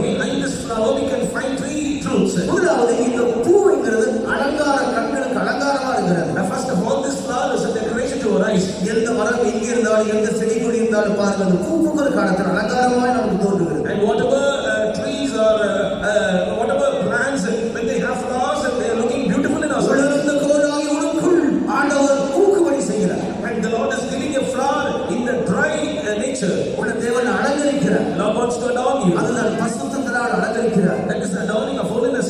சங்கீதம் 29:2 வாசிக்கும் போது When we read in Psalm 29 and verse 2, அலங்காரத்தோடு தந்தவர் ஆராதிக்க செய்கிறார். He is giving the beauty of holiness and He is making you to worship Him. இரண்டாவது பரிசுத்தாவின் அபிஷேகத்தை உங்களுக்கு கொடுத்தார். Secondly, giving the Holy Spirit to you. 1 பேதுரு 3:4 வாசிக்கிறது போல As we read in 1 Peter chapter 3 and verse 4, உங்களுக்கு சாந்தமும் அமைதியுள்ள ஆவியை கொடுத்து அலங்கரிக்கிறார். and He is adorning you with the ornament of meek and quiet spirit. நான்காவது 1 பேதுரு 3:5 வாசிக்கிறது போல Fourthly, as we read in 1 Peter chapter 3 verse 5, உங்களுக்கு கீழ்ப்படுதல் தந்து தேவன் அலங்கரிக்கிறார். He is giving you the spirit of obedience. ஒரு அலங்காரமான ஜீவித்த தேவன் உங்களுக்கு தருகிறார். God is giving you a life of decoration. இரண்டாவது இந்த பூவில் காண்கிறதான விஷயம் என்ன? Secondly, what is the truth which we understand the அது flower? கண்ணுக்கு தெரியாத ஒன்று உண்டு, அதுதான் அது கூட இருக்கிற தேன். The second thing which we cannot see, that is honey which is within the flower. இல்ல அது கண்களுக்கு தெரியும், அதாவது கண்களுக்கு தெரியும், ஆனால் அது ஒரு குறிக்கப்பட்ட காலம் வரைக்கும் நமக்கு தெரிவதில்லை. That we can see, but until a point in time we cannot see that. அதுக்கேற்ற பறவைகள், குருவிகள் அதை கண்டுபிடிக்கும். The birds and the sparrows only will find it out. இந்த தேன் என்பது இனிமையான ஜீவியம். This honey speaks about a sweet life. கர்த்தர் நம்முடைய ஜீவியத்தை சுபாவத்தை இனிமையாய் மாற்றுவதுதான் பூ பூப்பது. And the Lord will transform our life and character into a sweeter one that speaks of this flower. மூன்றாவது கண்ணுக்கு தெரியாத ஒன்று உண்டு, அதுதான் வாசம். Thirdly, invisible thing out of the flower, that is the smell. பூ பூப்பதை நாம் காணலாம். We can see the flower as வாசத்தை காண முடியாது. but we cannot see the smell. அது சுவாசித்து தான் கண்டுபிடிக்க முடியும். Only you can breathe and understand. இந்த வாசம் என்பது வாசம் கொடுக்கிறதான சுகந்த வாசமுள்ள ஜீவியம். And this smell speaks about the sweet smelling favor. ஒரு சுகந்த வாசமுள்ள ஜீவி செய்யும்படி தேவன் நம்ம அனைத்து அபிஷேகித்திருக்கிறார். God has called us and anointed us that we may have a life of sweet smelling favor. ஜீவனுள்ளவருக்கு ஜீவனுள்ள வாசம் கொடுக்க வேண்டும். We need to give a life, savor of life to the people who live. மற்றவருக்கு மரண வாசனை கொடுக்க வேண்டும். We need to give a savor of death to the people who live. தேவன் அறியதான அறிவு நம்முடைய அநேகருக்கு ஒரு வாசமாய் விளங்க வேண்டும். And the knowledge of the understanding God must be revealed and through us as a smell. இதுதான் இந்த உலர்ந்த கோலில் விளையாடுகிற அந்த மகா வல்லமை. This is a mighty power which has been revealed in this dry rod. அடுத்து ஐந்தாவதாக, Fifthly, உலர்ந்த எலும்புகளிலே விளையாடுகிற வல்லமை. and the power which has been revealed in the dry bones. எசேக்கியேல் 37 படிக்கும் பொழுது When we read in Ezekiel chapter 37, எலும்பு கூடு நிறைந்த ஒரு இடத்துக்கு இவன் அனுப்பப்பட்டார். and he was sent to a place where dry bones were there, அந்த எலும்புகள் எல்லாம் மிகவும் காய்ந்து உலர்ந்து இருந்தது. and those bare bones were dried. ஆண்டவர் முதலாவது சொன்னார், சுற்றி நடந்து திரி என்று சொன்னார். And first of all, the Lord asked them to walk about it. நடந்து வந்தவர் நின்றார், பார்த்தார், எல்லாம் உலர்ந்து உடைந்து போன எலும்புகள். And he round about it and he found out that these were all dried எலும்புகள் bones. உலர்ந்து சிதறி இருக்கிற எலும்புகள். These are all dried bones, broken bones, scattered bones. அப்போது ஆண்டவர் இவர்கள் கேட்கிறார், Then our God asked him, இந்த எலும்புகள் உயிரடையுமா? will these bones come to live? எசேக்கியேலுக்கு இதில் நம்பிக்கை இல்லை. And Ezekiel did not have trust on us. அவர் தன் கர்த்தரிடத்தில் அந்த பதிலை கொடுத்து விட்டார். That's why he gave the chance. ஆண்டவரே உமக்கே தெரியும் என்று அவர் மேல் போட்டு விட்டார். And he put it on the Lord, saying, the Lord died without the கர்த்தர் சொன்னார், உயிரடையும், அதை சுற்றி நடு. And the Lord told him that he will come back to life. Not to go about it. நான் திசையை பார்த்து திருக்குறள் சொல். And unto the four directions, prophesy. அது 37 படிக்கிறோம். May we read that about that in 37 verses 7 and 8. இந்த நான்கு திசையின் காற்றுகளும் இந்த எலும்புக்குள்ளே பிரவேசித்து And the winds of the four directions came into his bones. மூன்று காரியத்தை விளங்க செய்தது. Three things it revealed. மூன்று காரியம் அங்கே விளங்குகிறது. Three things came there. முதலாவது, இந்த காற்றுகள் மூலமாக ஒரு இரைச்சல் உண்டானது. And through the wind there was a noise. ஒரு பெரிய இரைச்சல். There was a great noise. அந்த இரைச்சல் என்ன இரைச்சல்? What was that noise? இயேசுவுக்குள் இருந்த உயிர்த்தெழுதல் இரைச்சல். That was the noise. That was in the resurrection of the Lord Jesus. வெளிப்படுத்தல் 1:15 வாசிக்கும் போது, When we read in Revelation chapter 1 and verse 15, இயேசுவுடைய சத்தத்தை யோவான் அங்கே பத்ம எனும் தீவிலே கேட்டார். and at the Isle of Patmos, John the apostle heard the noise of அந்த Jesus. சத்தம் பெருவெள்ளத்தின் இரைச்சல். And that was the noise of great waters. பெருவெள்ளத்தின் இரைச்சல், அதுதான் பசுத்தாவியுடைய வல்லமை. the voice of the sound of many waters, that is the power of the Holy Ghost. நூற்றாண்டு காலத்தில் ஆவியானவர் பூமிக்கு வந்த பொழுது At the first century, when the Spirit of God came down on the earth, இஸ்ரவேலில் இருக்கிற எல்லோரும் அந்த சத்தத்தை கேட்டார்கள், பெருநிலத்தில் இரைச்சல். and everybody who are on the Jerusalem heard the noise of the sound of many waters. இரண்டாவது ஒரு அசைவு உண்டானது. Secondly, there was a shaking. ஒரு அசைவு.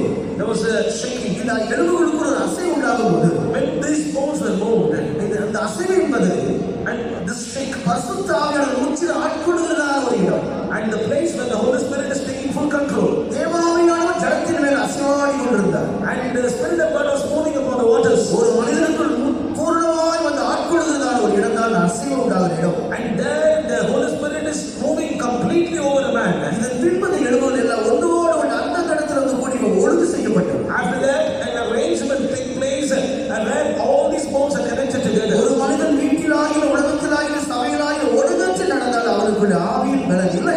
if a man is without discipline in his house, in his church, in his society, it means he does not have the strength of the Spirit. பரிசுத்த ஆவியின் பலமுள்ள மனிதன் எங்க போனாலும் இருக்க வேண்டிய இடத்துக்கு அவர் இருக்க வேண்டிய இடத்தில் ஒழுங்காய் நடந்து If கொள்வார். a man is having the strength of the Spirit of God, he will be in the discipline wherever he goes, அவனை யாரும் சீர்படுத்த வேண்டிய அவசியமே இல்லை. and nobody wants to put him into the அந்த discipline. ஆவியானவர் சீர்படுத்தி ஒழுங்குபடுத்துவார். Then the Spirit of God will make him to go in the right way. ஆண்டவருக்கு மகிமையுண்டாவதாக. Glory be to God. இந்த 5 அனுபவங்கள் பழைய பாட்டில் நடந்தது. These 5 incidents took place in the New Testament. ஆறாவது ஒரு அனுபவம் லாசரு உயிரோடு கூட எழுப்பினது. The 6th experience is the resurrection of Lazarus. அதைத்தான் யோவான் எழுதின சுவிசேஷம் 11ஆம் அதிகாரத்திலே படிக்கிறோம். That we read in Gospel according to St. John chapter 11. இந்த லாசர் மரித்து அடக்கம் செய்து 4 நாள் ஆனது. And after the death of the Lazarus, 4 days passed. இயேசு அங்கே உயிரோடு எழும்ப போயிருக்கிறார். And Jesus went there to bring Lazarus to life. அந்த சரீரம் நாற்றம் எடுக்கும் நாள் என்று சொல்லப்பட்டது. Because stones and everything it will stink. ஆனால் இயேசு என்ன செய்தார்? What did Jesus do? அந்த கல்லை புரட்டி போடுவது என்று சொன்னார். He asked them to put away the stone. 11ஆம் அதிகாரம் 43 44 வசனத்தை படிக்கும்போது In verses 43 and 44 of chapter 11, லாசருவே வெளியே வா என்று அவர் கூப்பிடுகிறார். he cried with a loud voice, Lazarus, come out. மரித்து அடிக்கும்போது சரீரத்தோடு இருந்ததாலே இந்த மரித்த பிறகு உயிரோடு வெளியே வந்தார். The dead corpse which had been already decayed came out. அந்த தேவகுமாரனுடைய வார்த்தை என்ற பலத்த சத்தத்தில் வந்தவை வெளியானது. The mighty power which was in the voice of the Son of the living God came out. கைகளும் கால்களும் கட்டப்பட்டவனாய் வெளியே வருகிறார். And he came as his hands and legs were tied up. இந்த அநேகர் உயிரோடு தான் இருக்கிறார்கள். And today many are living, கைகளும் கால்களும் கட்டப்பட்டதாக இருக்கிறது. but their hands and feet are bound. கைகளிலே ஆண்டவருக்காக கிரியை செய்ய முடியவில்லை. They could not do works with their hands. கால்களிலே ஆண்டவருக்காக நல்ல நடக்கை பரிசுத்த நடக்கை நடக்க முடியவில்லை. They cannot have a holy conversation, holy walking for the Lord. அந்த கட்டில் அவிழ்த்து ஆண்டவர் ஊழியத்தை வைத்திருக்கிறார். The Lord has a ministry to loose this bound. இயேசு சீசரை பார்த்து சொன்னார், அவரை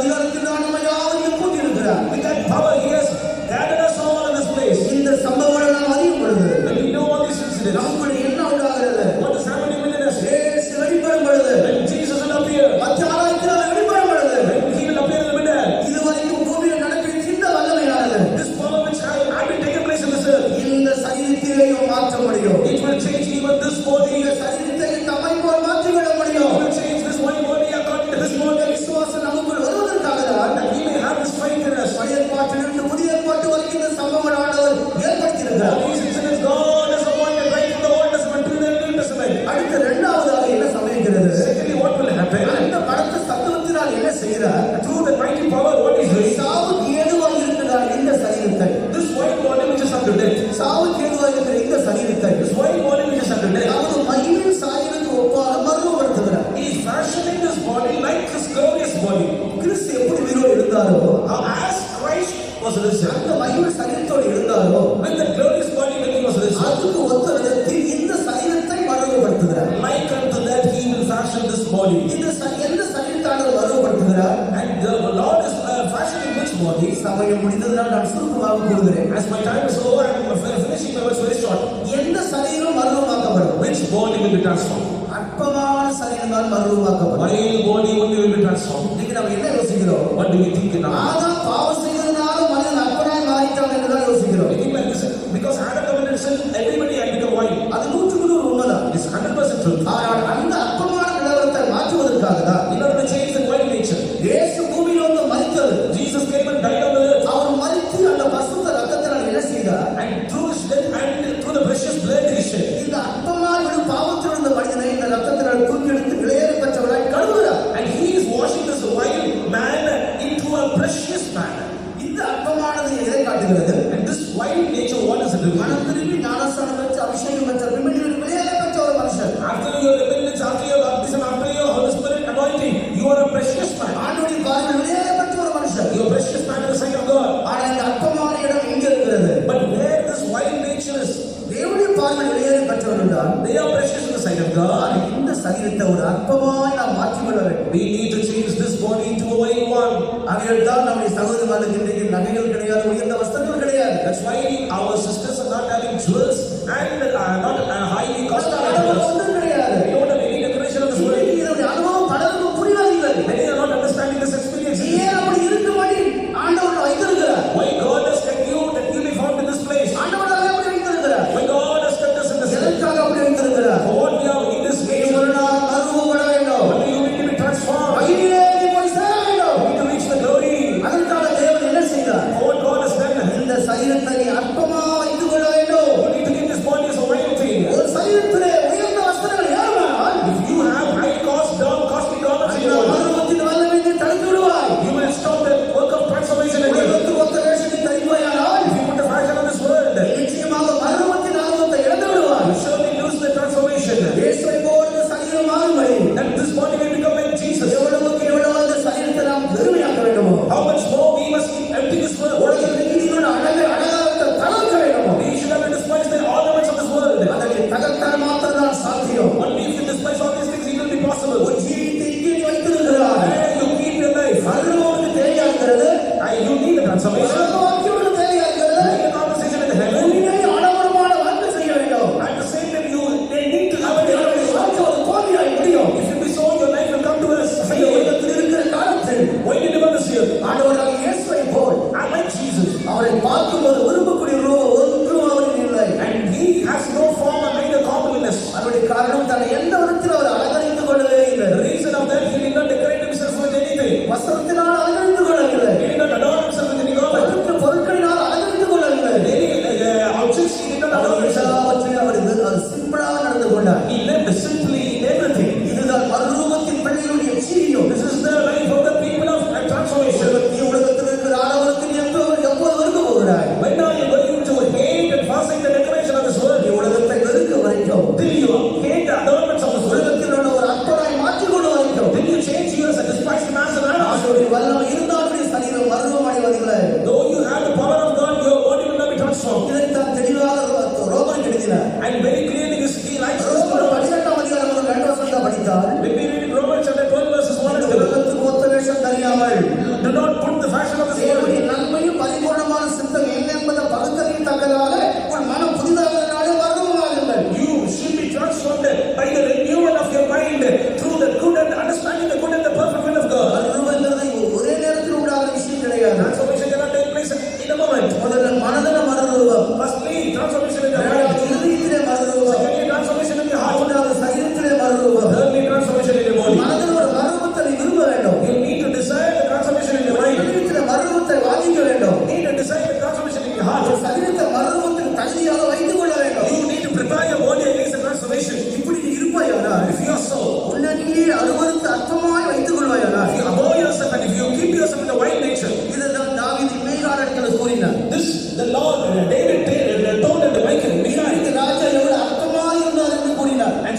how the king was wild in your sight. தாவீது அவன் பரியாசம் பண்ணினான். And she blasphemed against David. தாவீது என்ன சொன்னான்?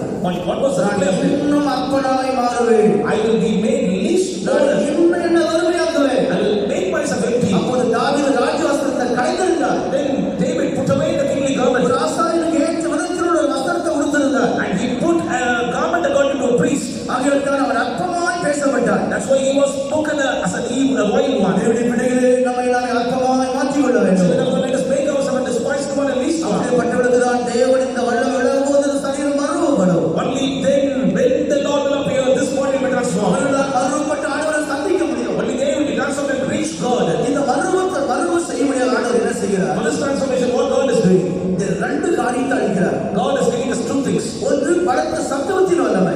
One is exceeding greatness of His power. இரண்டாவது இனி வெளிப்பட இருக்கிற கிருபை. Secondly, the grace which is going to be revealed. உயிருள்ளவர்கள் மறுரூபமாவதற்கு இந்த இரண்டும் தேவை.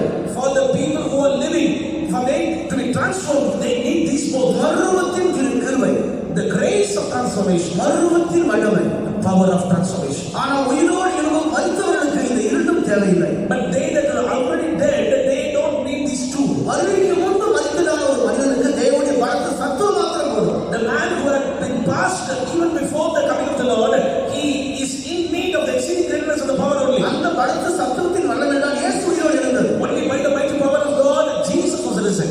எதற்கு இந்த கிருபை தேவையா இருக்கிறது? For what this grace is needed? மாம்ச சரீரத்துக்கு தான் கிருபை தேவை. Only for this carnal body, we need fleshy body. மாம்சமாகி கிருபையினாலும் சத்தியத்தினால் நிறைந்தவராக இருக்கிறது. And the body had been become flesh filled with grace and truth. எக்காலம் தொலைக்கும் போது ரெண்டு கூட்டத்தால் ஆண்டவர்கள் சேர்க்கப்படுவார்கள். At the sound of the trumpet, two groups will be gathered. மரித்தவர்கள் அழிவில்லாதவர்களால் தேவனுடைய வல்லமையினால் எழும்புவார்கள். And then once as an immortal one, they will be rising for God. உயிருள்ளவர்கள் கிருபையில் இனி அழிக்கப்படுகிற கிருபையினாலும் இந்த பலத்த சத்துவத்தினாலும் மறுரூபமாவார்கள். They that are alive by the grace which is going to be revealed and by the mighty power of God will be released. உயிருள்ளவர்கள் ரெண்டு படியால் கடந்து போக வேண்டும். And they that are living, they should have to pass two steps. மரணத்தை ஜெயமா விழுக வேண்டும். They need to swallow death victoriously. அழியாமை அவங்க தணிக்க வேண்டும். Secondly, they should have put out the immortality. இந்த மரணத்தை விழுங்கதான் கிருபை. Swallowing up the death, they need grace. கிருபையினால மரணத்தை அழித்தார். By grace, the Lord destroyed death. அழியாமை பெறுவதற்கு தேவனுடைய வல்லமை. In order to receive the immortality, the mighty power of God. இரண்டு சேரும்போது இவங்க மறுரூபமாகும். And these both are joined together, they will be transformed. சந்தேகப்பட வேண்டிய அவசியமே இல்லை. You need not doubt about anything. நிச்சயமாக மறுரூபமாவாய். Surely you will be transformed. அதற்காக தான் தேவன் அவரை கையிருக்கிறார். For that, God has washed us. அவர் மறுரூபமாக்கக்கூடிய ஒரு கிருபையை தேவன் அளிக்க போகிறார். God is going to give you grace that you will be transformed. அதற்காக நீ ஆண்டவரையே விரும்ப வேண்டும். For that, you need to desire God. ஒரு விருப்பம் என்ன? What is your desire? உடைய தாகம் என்ன? What is your thirst? நம்முடைய இந்த கூட்டத்தை முடிப்பதற்கு முன்பாக நம்முடைய சிறுவர்கள் ஒரு ஒரு ஒரு ஒரு ஒரு அருமையான ஒரு நாடகத்தை நடப்பித்தார்கள். Before we can finish up this meeting, I want to tell you a drama which our children made in a program. ஒரு ஐஸ்வர்யவான் தன்னுடைய ஊரிலிருந்து வெளியூரில் வாழ்ந்து கொண்டிருக்கிறார். வெளிநாட்டில் வாழ்ந்து A கொண்டிருக்கிறார். rich man, he is living abroad from his own nation. அவர் நிரந்தரமாக வெளிநாட்டில் தங்கும்படியாக அவர் தீர்மானிக்கிறார். Permanently, he decided to stay in the foreign country. அப்போது தமது ஊரில் இருக்கிற ஜனங்களுக்கு ஒரு செய்தி அனுப்புகிறார். And he is sending a message to his people in his own place. இந்த நாளில் நான் என்னுடைய ஊரை விட்டு நான் வெளிநாடு போய்விடுவேன் நிரந்தரமாக. And on this day, I will go permanently and I will stay in அந்த abroad. நேரத்தில் என்னிடத்தில் எதை கேட்டாலும் எனக்கு நான் உங்களுக்கு சொந்தமாய் கொடுத்துருவேன். At that time, whatever you ask, I will give you as your own. அவர் ஒரு பெரிய ஐஸ்வர்யவான். And he was a rich Greek. அந்த ஊரே திரண்டு அவருக்காக காத்து கொண்டிருக்கிறார். Whole village was waiting for him. குறிக்கப்பட்ட நாளில் அந்த முதியவர் வந்தார். On that particular date, that elderly person came. யார் என்ன தங்களுக்கு வேண்டுமென்று எடுத்துக்கொண்டார்களோ எல்லாம் அவருக்கு அவர் கொடுக்கிறார். And whatever they desired, everything was given by him. வீட்டை விரும்பினவருக்கு வீட்டை கொடுக்கிறார். They that desired a house, he gave his house. சொத்தை விரும்பினவருக்கு சொத்தை கொடுக்கிறார். They that desired his wealth, he gave his அவருடைய wealth. பொருளை விரும்பி எதெல்லாம் எடுத்து வைத்தார்கள் எல்லாம் கொடுத்து விடுகிறார். All the objects and the materials they desired, he gave it. எல்லாவற்றையும் கொடுத்து முடித்த பின்பு After giving everything, அவர் புறப்பட அவர் ஆரம்பிக்கிறார். he was about to leave. தன் வீட்டை விட்டு வெளியே புறப்படுகிற நேரத்தில் When he was starting from his house, வாசலில் ஒரு கேவலமான சூழல்ல ஒரு இளைஞர் ஒரு சிறுவன் நின்று கொண்டிருக்கிறார். at the gate, a despised young man, a small lad was standing. இந்த முதியவர் இடத்துல போய் கேட்கிறார். And this old man is asking, எனக்கு உண்டான ஒன்றும் உனக்கு விருப்பம் இல்லையா என்று கேட்கிறார். "Don't you desire anything of me? எல்லோரும் விரும்பினதெல்லாம் நான் கொடுக்கிறேன். I've given everything which they desire. ஏன் எனக்கு உள்ளது இருக்கவில்லை? Why did you take anything? உனக்கு ஒன்று தேவையில்லையா?